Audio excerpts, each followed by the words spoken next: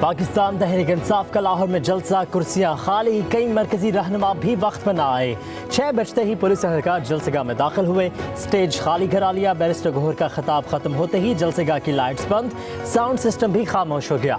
Barrister Gauhar ने अपने खिताब में कहा कि अवाम जमहूरियत और आज़ाद अदलिया के सिवा कुछ कबूल नहीं करेंगे। एक दूसरे के लिए रास्ते बहुत बंद कर लिए, अब मजीद ऐसा ना करें, रास्ते निकालें।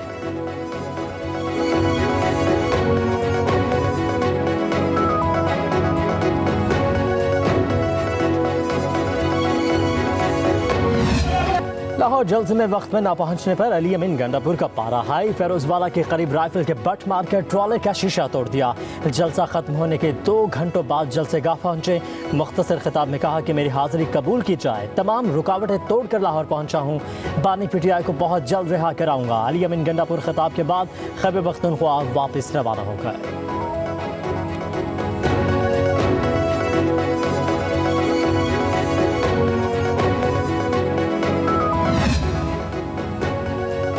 पाकिस्तान को फितना फसाद नहीं, अमन की ज़रूरत है। वज़ीर आला पंजाब मरीम नवाज़ ने एक बयान में कहा कि खुदा करे पाकिस्तान में हर सू हर दम अमन और खुशहाली हो। अमन से ही खुशहाली के फूल खिलते हैं। हर फर्द को अपना किरदार अदा करना चाहिए। इख्तलाफ राय की आड़ में अमन सबताज करना काबिल मज़म्मत है। कहा कि क़याम अमन के लिए अफवाज, पुलिस और दीगर सिक्योरिटी फोर्सेस को सलाम पेश करती हूँ। दुनिया भर में अमन हम सब का ख्वाब है।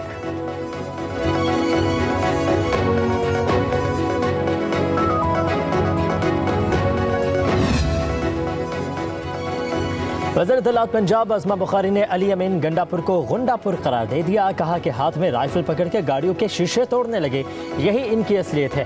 फितना फसाद पार्टी को मुस्तरद करने पंजाब वालों का शुक्रिया अदा करते हैं। प्रेस कॉन्फ्रेंस में कहा कि जलसे में 3000 लोग ही आए। लाहौर में जितना सुकून आज था, इससे पहले कभी ना था। पीटीआई ऐसी जमात नहीं कि उनके साथ मुलाकात की जाए। ये दहशतगर्दों का ग्रोह है, अपनी खसलत से बाज नहीं आ सकते। हमने इन्हें लाहौर आने दिया, यही बहुत बड़ा एहसान है।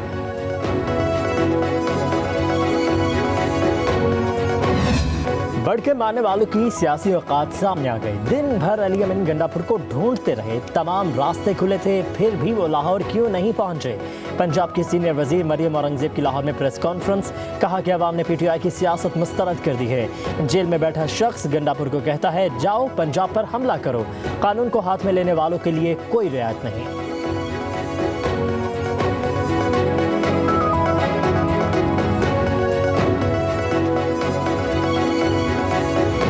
पूरे पाकिस्तान से लोग इन्होंने इकट्ठे किए। जो केपीके के काफले ये 2 रूट से आए हैं, M1 के जरिए, बिल्कुल खुला रूट था, फ्री एक्सेस था। इतनी तैयारी के साथ, इतने टाइम के बाद पूरा जोर लगा के पूरे पाकिस्तान से चंद लोग इकट्ठे कर सके। आप अगर जलसागाह के मनाजिर देखें, एरियल व्यू देखें, तो आपको पता लग जाएगा कि ये तो एक नाकाम तरीन जलसा था। आपके जलसे भी नाकाम, आपकी सियासत भी नाकाम, आपकी गवर्नेंस भी नाकाम। आपने जितनी बड़ी बड़ी बातें की थी, खोदा पहाड़ निकला चूहा, वो भी मरा हुआ। खोदा पहाड़ निकला चूहा, पीटीआई ने पूरा जोर लगा लिया, बंदे इकट्ठे ना कर सके। अवाम ने इंतशार और फितने की सियासत को मुस्तरद कर दिया। वफाकी वज़ीर इत्तलात अता तारड़ की लाहौर जलसे पर पीटीआई पर तनकीद, कहा यह एक फ्लॉप शो था। हम भी पीटीआई के जलसे का इंतजार कर रहे थे। जलसे के रास्तों पर रुकावटें खड़ी नहीं की गई। लाहौर के रास्ते दिन भर खुले रहे, फ्री हैंड दिया गया, सिक्योरिटी भी दी गई। अता तारड़ बोले उनकी ख्वाहिश है कि बानी को रिहा करें, इन्हें ऐसे NRO नहीं मिलने वाला।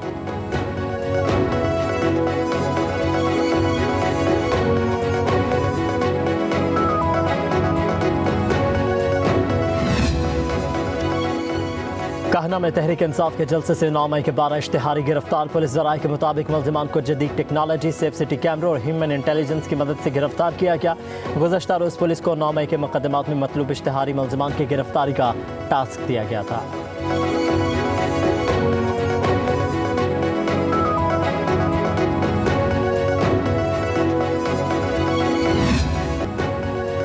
वज़ीर आज़म शहबाज शरीफ लंदन पहुंच गए। 2 रोज़ क़याम के बाद 23 सितंबर की शाम अमेरिका के लिए रवाना होंगे। वज़ीर आज़म शहबाज शरीफ अक़वाम मुत्तहिदा की जनरल असम्बली के इजलास में शिरकत करेंगे। वज़ीर आज़म ने अपने पैगाम में कहा कि अक़वाम मुत्तहिदा जनरल असम्बली के प्लेटफॉर्म से दुनिया के सामने पाकिस्तान का नुक़्ता नज़र पेश करूँगा, पाकिस्तान के मौक़िफ़ और मफादात की तर्जुमानी करूँगा। आलमी रहनुमाओं से अपनी बातचीत में आलमी मसाइल, अमन के फ़रोग़, तरक्की और मौसमियाती तब्दीली के हवाले से अमूर को उजागर किया जाएगा।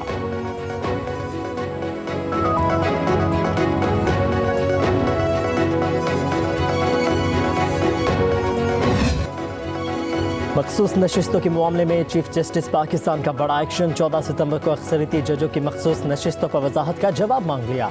रजिस्ट्रार से पूछा, इलेक्शन कमीशन और तहरीक इंसाफ ने वजाहत की दरखास्त कब दायर की?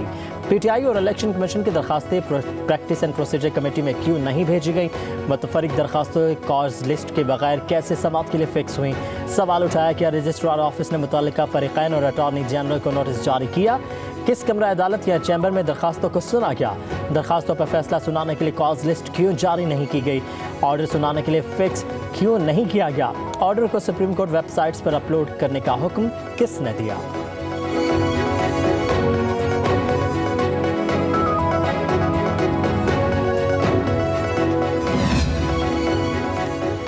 आईनी बहरान पैदा करने की कोशिश की गई, जिसका जो इख्तियार है वो अपनी हदूद के अंदर काम करे। हमें आइन के मुताबिक ही चलना है। मौलाना फजलुर रहमान की मुल्तान में मीडिया से गुफ्तगू। कहा कि नवाज शरीफ से जो बातें होनी थी वो हो गई, किसी की गिरफ्तारी के हक में नहीं। महंगाई, बेरोजगारी और अमन अमान की सूरत हाल सबके सामने है। आम आदमी मुतासिर हो रहा है।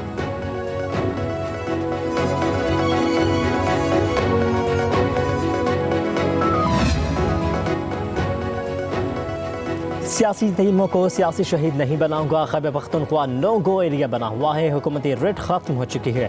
गवर्नर खैबर पख्तूनख्वा फैसल करीम कुंडी कहते हैं, मुल्क इस मोड़ पर खड़ा है जहां सियासी वर्कर्स को अपना किरदार अदा करना पड़ेगा। सियासी टीमों के पास कोई रोड मैप नहीं, सिर्फ गालम गलोच है। कहा, सूबाई हुकूमत ने अपने पुलिस को विफाक के खिलाफ सड़कों पर निकाला। रियासत ही रियासत से बात कर सकती है।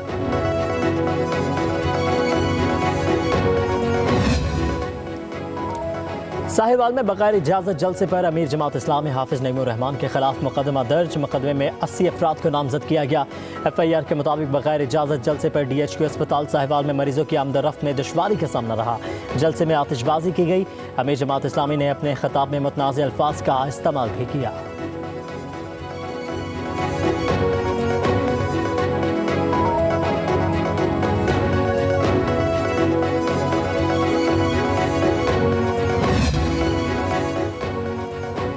हुकूमत की 1000 अरब रुपए का मिनी बजट लाने की तैयारियां। ज़राए के मुताबिक 2 माह में रेवेन्यू शॉर्टफॉल 250 अरब से तजावज़ करने का खदशा। मिनी बजट में सेल्स टैक्स इस्तिस्ना खत्म और विद होल्डिंग टैक्स आयद होने का इम्कान। FBR अगस्त का शॉर्टफॉल पूरा करने के बजाय सितंबर का हदफ ही हासिल नहीं कर सकेगा।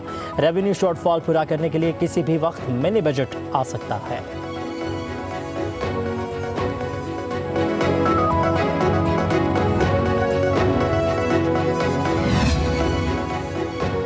वज़ीर दाखिला मोहसिन नकवी से चीन के सियासी और कानूनी अमूर के वज़ीर की क़यादत में आला सतह के वफ़द की मुलाकात। इंसदाद दहशतगर्दी, क्रॉस बॉर्डर ताउन, इंसदाद स्मगलिंग और मनशियात के शोबों में ताउन बढ़ाने पर इत्तफाक।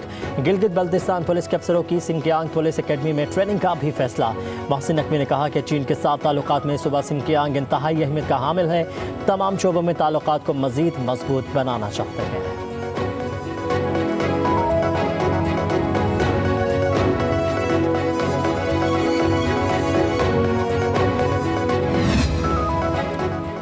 हिफाजती इक़दाम न होने और कीमती जानों के ज़िया होने पर नेपरा के एक्शन के इलेक्ट्रिक आईएसको, गैपको और फियास्को के बाद लेस्को को भी जुर्माना कर दिया।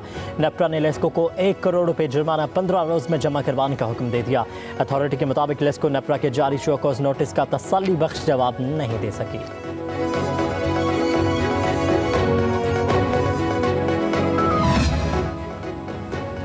शहर कायद के सार्फिन के लिए बिजली 51 पैसे फी यूनिट महंगी होने का इम्कान के इलेक्ट्रिक ने इजाफी वसूलियों की दरखास्त नेपरा में जमा करवा दी। नेपरा 3 अक्टूबर को दरखास्त पर समाअत करेगी। दूसरी तरफ कराची में बिजली की तवील लोड शेडिंग पर सिंध असम्बली की कमेटी ने के इलेक्ट्रिक CEO को तलब कर लिया। के इलेक्ट्रिक के CEO मोनी सल्वी ने कहा कि हुकूमत हमारा लाइसेंस मनसूख करके खुद बिजली सप्लाई कर ले, हम सरेंडर करते हैं।